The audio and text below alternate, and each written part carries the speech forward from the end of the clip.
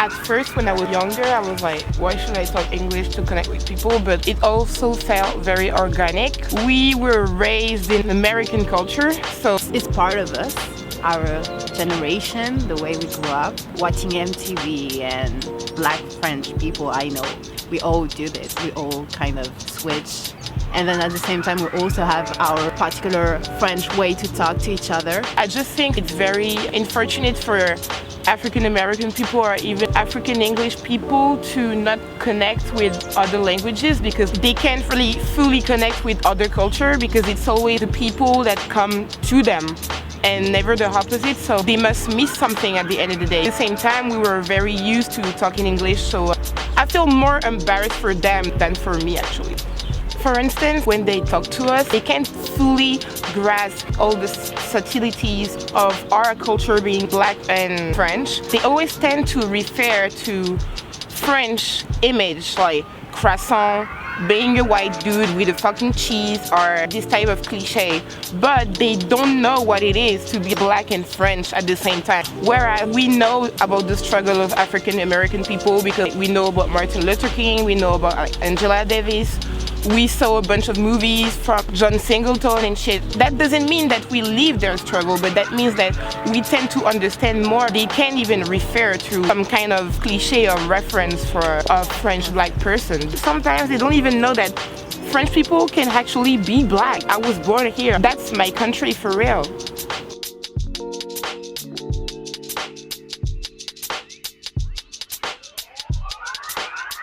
Every day we talk about it. You cannot really see us as we don't have any Black, visible women in our everyday lives here. African American people, no shade, but like they do have representation. Toni Morrison, Maya Angelou, like a lot of female Black authors. We must have one Black female author that only grasps the African reality of it and not the African European reality of it. And that's it. When I read a French book, I can't even fully identify myself. It can be painful, especially when you're a little girl. They only talk about a girl with blonde hair, how she doesn't deal with any of the things you deal with when you're a little Black girl in France. It's really frustrating sometimes. The strength of Black British people, it's really the music. It's like Jamaican people just came through, put everyone together with the music. For instance, grime. It's a beautiful thing to see for us. Guys like Wiley, Jimmy, Skepta, Sympathy, they just embody what we don't have here. People creating their own movement and not trying to copy American culture. They spit on a motherfucking 140 BPM beats. No American rappers that do that. They're very outside the box. They just create their own with African culture, Jamaican culture, rave culture. All this shit came together. It's really beautiful to see because we don't manage to have our own movement at all.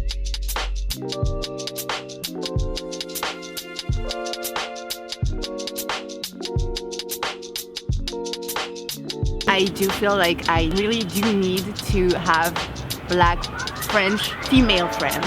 I do. It's a lot of hard work connecting with my sisters. People tend to be in competition a lot. We constantly receive microaggressions, so I think it makes you a little more defensive and competitive. It's really a pity because it prevents you from just being comfortable. When I see another Black woman looking at me, even the look, you can't help but think that she eventually is looking at me sideways and like she's judging.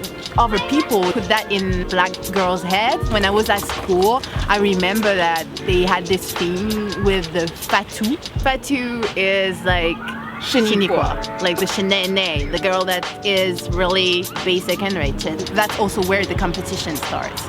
Because you don't want people to think that you're fatou. You're fatou. So the other girl in the room, you have to show the other people that you are, more sophisticated than her. I mean, if I go out and I'm not dressed well, and there is another black girl coming in and she looks nice, I will automatically think that eventually she's looking at me sideways because I'm not on point. And it's too much pressure at the end of the day, of course. It's too much pressure. Black men also really love that fatty joke. Yeah. And I remember my own brother was really like, don't be the fatty, don't be a fatty. Yeah, black dudes in France tend to be very into self-hate. I went on Twitter, I actually typed a short term for black girls in French, just noir or even noir. I saw a lot of black and Arab dudes talking down, saying that they got Ebola or even AIDS and don't date them because they're dirty, they're not human, and basically dehumanize, denying the whole femininity of black women. I feel really sad because we are the ones who are fighting right now for our brothers to be respected, but when it's time for them to defend their sisters, they're so invisible, they're so not there. They don't even acknowledge how hard is it for us to live. They tend to be into swirl a lot. They tend to make it like a big deal, like a lifestyle. You're supposed to date outside your race, otherwise you're not successful, or you're even seen as incestuous. And it's really weird because I don't see that a lot in other countries. The older generation, it's okay with that, but our generation, it's 20s. A problem. Girls, they tend to be very lonely because their own people won't even fucks with them like that. If your own people are not there to defend you, like who's gonna do it?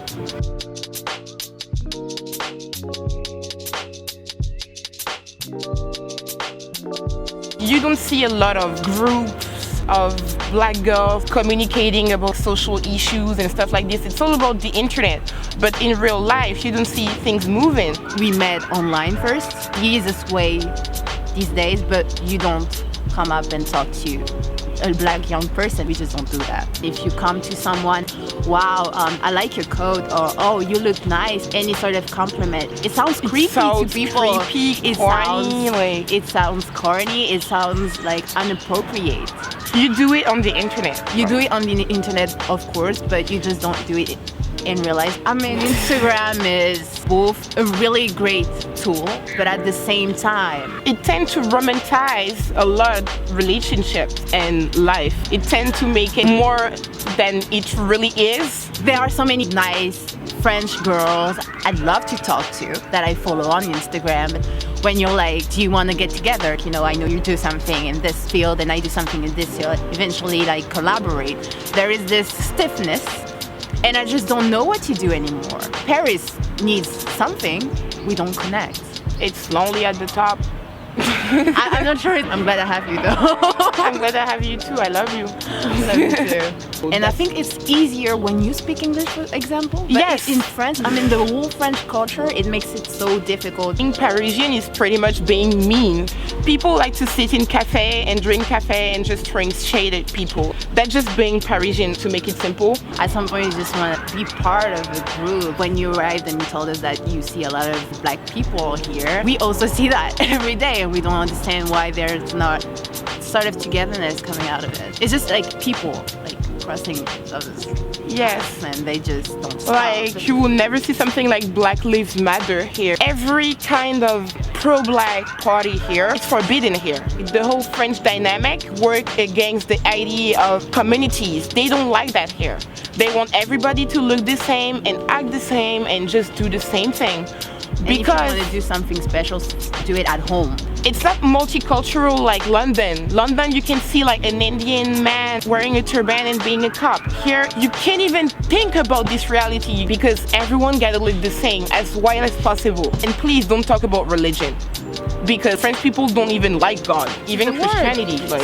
Even Christianity. Just don't be overwhelming about it. Their fantasy is like the new man without a religion, embracing every culture, but not that much. This crazy fantasy like that nobody tend to understand even themselves, and it divides a lot of people because this cliche, you can't achieve that. Not possible, especially for us, because we don't even look like we're part of this ideal. Yes, they're cuckoo, they're cray.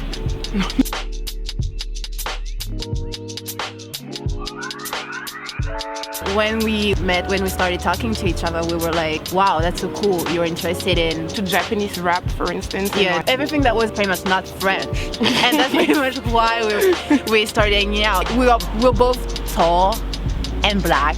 And both mixed. Too. And both mixed. So we had a lot of things to talk about when we first met. It's not very common to be half West Indian and half African, not in France, so it's like... No, not really. African dads and like West Indian moms. And but we feel mixed. But people are like, you're black. You're not considered mixed. But we say that because it's not even the same culture. Like, they don't even... It's like... But people can see you as mixed because like your parents are both black, right? So why calling you mixed? Okay, like whatever. Just because we have different cultures, but people, especially in France, people are so ignorant of black culture as a whole. They tend to believe that being West Indian and being African is kind of the same thing, where it's not. I'm so used to it though that it doesn't affect me at all. People don't grasp it, that's okay, let's move on. Like they really won't understand. Even people from my family don't understand, so I don't expect Asian people, white people, even black people to understand at all. My African uncles are always like, you're African, right? You're not West Indian, right? Like, you're African, you know that? They tend to say negative things about each other. When I talk to African girls and I told them that I'm mixed with West Indian, they be like, these West Indian girls, they think they're better than us and stuff like this. Like, they think they're white. Like, whereas I think that a lot of West Indian girls really embrace their blackness more, actually more. It used to be the opposite back in the day, but now it's reversed. West Indian girls tend to be more in touch with their roots than actually African girls will be like, they want to know who is the more whitewashed of them. They want to know, yeah, you tend to act more white. You're the one who act more white. Who fit in the most and who is a savage?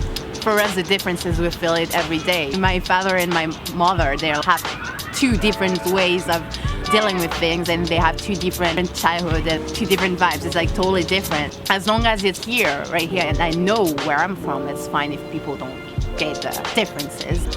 Knowing where you're from precisely, it's a gift. In France, we do have this. Yes, but at the same time, being West Indian, like, it's kind of, you don't exactly know where you're from. It's like you're from an island, but you were put there. So you know where you're from your dad's side, but from my mom's side, it's like my grandmother, she's practically white and she has blue eyes, so I don't even know, you know, like it's like... Yeah, but you know the story at least. Well, we do know. Yeah, a little.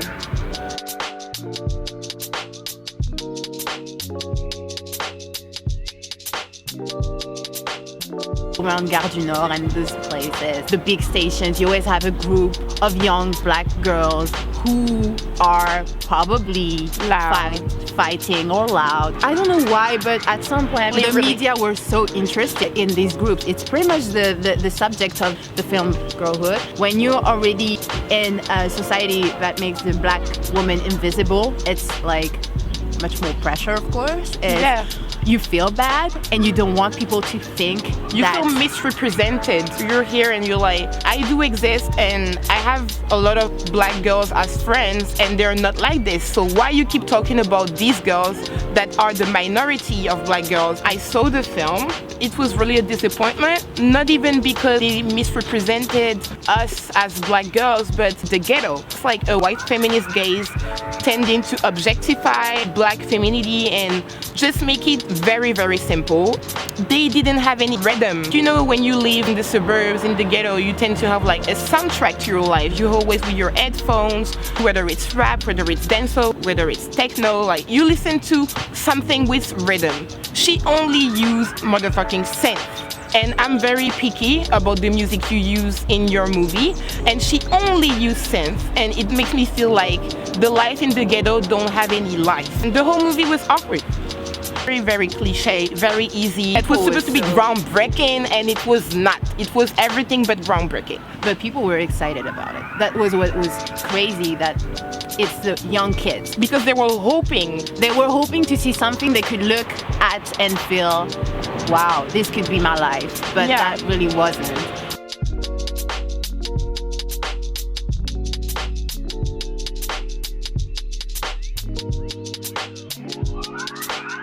I was always very mad about futurism being associated with nerdy white male and not with us. You get this whole movement of future R&B, and I felt that so regressive for people to put future before R&B, because R&B always been futuristic. When you listen to Teddy Riley or Timbaland, they always being so ahead of their time that for you to put future, it's are you kidding me? That's so disrespectful in so many ways. I'm talking about music journalists that like to create new titles without actually thinking about what it represents for you to say that. Sometimes you just want to stop everything and just think about something else, escape from the reality. And that's what I found to be even more connected to my blackness, I guess. And I think that a lot of people should get into it. Afrofuturism has helped me a lot because I found this artist named Drexia. He invented this whole mythology about black people coming from other planets, having their own worlds. And I think that was very interesting because that allowed me to dream a little. I think that people should embrace the future more, because the past, when you're a black person, is so heavy. Sometimes you just have to look forward and just go for the future and imagine what it looks like and just contribute to the future to make it better.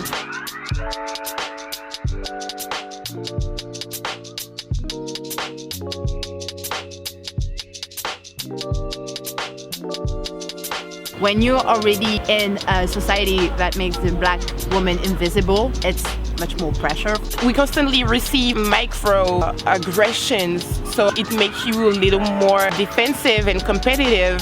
It prevents you from just being comfortable.